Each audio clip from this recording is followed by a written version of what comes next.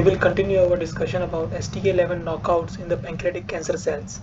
In the previous video, we have discussed that in the chicken cam xenograft assay, the impact of STK11 knockout, where we have observed that in the STK11 knockouts, there is a damage to the cams that has occurred, and also we have seen the signs for the spread of the cancerous cells across epithelial region.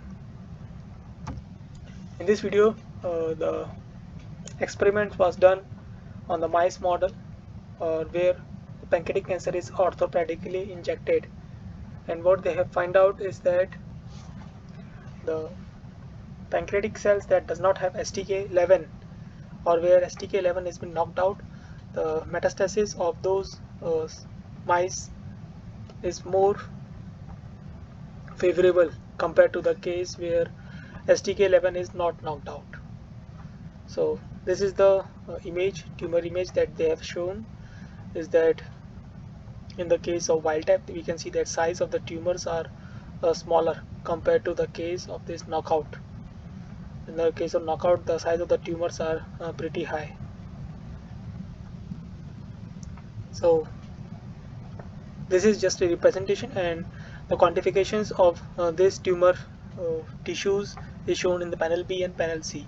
Panel B shows the difference in the weights of the tumor across different kind of mice or different mice models that are orthopedically injected with the pancreatic cancer cells. So in the case of this TB32047 wild type, the tumor weight is around this 0.5 gram, and similar weight they have observed for this control case. However, for the STK11 knockout, for both the different clones, they have seen that increase in the tumor weight that is statistically significant compared to the wild type in both the cases.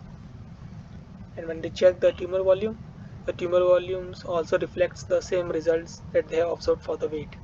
Since the weight is more, there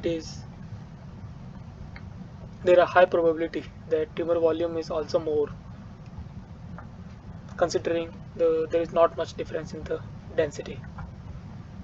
So after validating that in the case of STK11 knockout there is a increase in the tumor weight and tumor volume, they did this experiments on different mice models, or they try to reproduce this experiment on different mice models or different number of mice. And what they have found out is that the control case, only in one case they have observed that metastasis has occurred to the liver, whereas in the case of metastasis they have observed around 9 cases the metastasis has occurred to the liver. And when they did the HNE staining, they can clearly see that in the case of the tumor liver HNE staining, they can see that metastasis in the case of this STK11 knockout, that is represented by the arrows, how the tumor cells are spread across the liver. For the STK11 also they can see that how the tumor cells are spread across the liver, whereas for the control case we can see the uniform expression of the liver. And the top rows represents the control HNE stainings that shows the tumors across the different mice models for the control case. And for the STK11 knockout we don't see too much difference in this tumor HNE staining. However, for the case of this liver HNE staining, we can see the difference between the wild type and the control and the STK11 knockouts.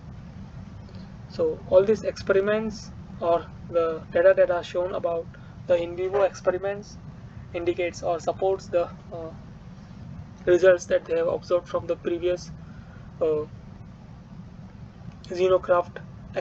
xenograft experiments, that STK11 knockout accelerate the metastasis of the pancreatic cancers. So if you need to understand more about their in vivo experiments in detail, you can go through the reference that has been provided in the description. That's all for this video. Thank you for your time.